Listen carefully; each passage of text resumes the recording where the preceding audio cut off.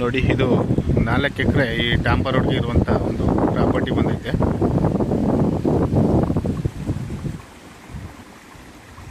ಇದು KRS water. ಇದು main ರೋಡಿಂದ ಒಂದು 300 ಮೀಟ್ರು ಬರಬೇಕು. ಮೇಯ್ನ್ ರೋಡಿಂದ 300 ಮೀಟ್ರ್ ಆಗುತ್ತೆ. ಈ ರೋಡ್ಗೆ ಇರುವಂಥ 4 ಎಕರೆ ಬಟ ಸ್ಕ್ವೈರ್ ಆಗೈತೆ, ಫ್ಲಾಟ್ ಆಗಿ ಲ್ಯಾಂಡು.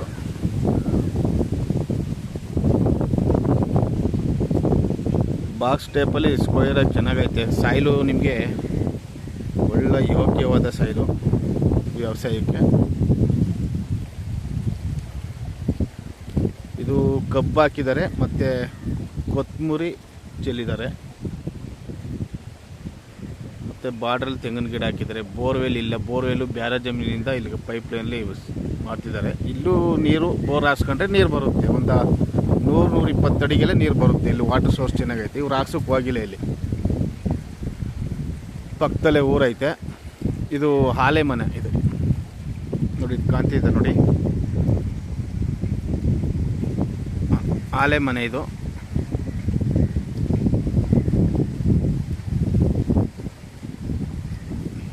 ಬೆಲ್ಲ ಗಾಣ ಆಡಿಸ್ತಾರೆ. ಅದು ಮೇನ್ ರೋಡ್ ಬಂದು 300 ಮೀಟ್ರ್ ಅಷ್ಟೇ ನೋಡಿ. ಇದು KRS ಇಂದ ತಾಳೋ ನೀರು ಇವ್ರಿಗೆ.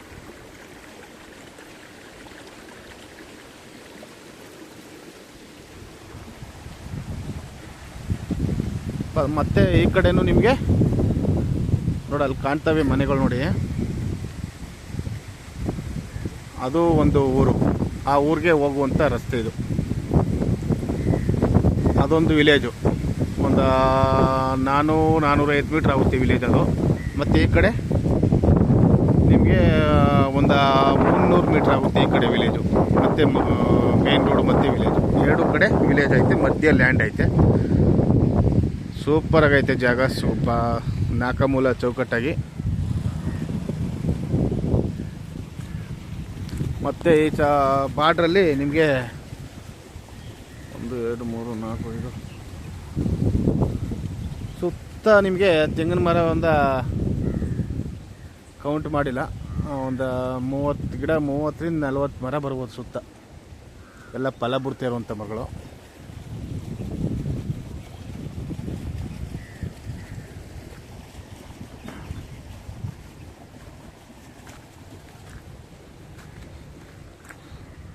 ಕೊತ್ತಂಬರಿ ಹಾಕಿದ್ದಾರೆ. ತುಂಬ ಚೆನ್ನಾಗೈತೆ ಲ್ಯಾಂಡು. ಮಂಡ್ಯದಿಂದ ಕರೆಕ್ಟಾಗಿ 20 ಕಿಲೋಮೀಟ್ರ್ ಸ್ಪಾಟ್ಗೆ.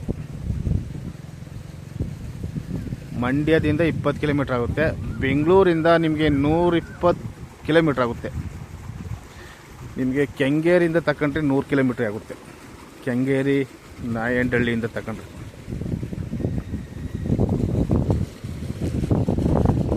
ಮತ್ತು ಮೈಸೂರಿಗೆ ನಿಮಗೆ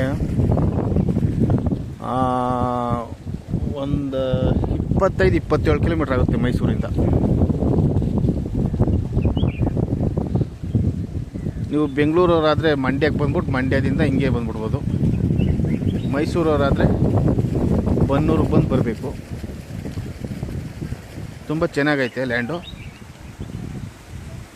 ಜನರಲ್ ಪ್ರಾಪರ್ಟಿ, ಪಿತ್ರಾಜಿತ್ ಆಸ್ತಿ ಇದು.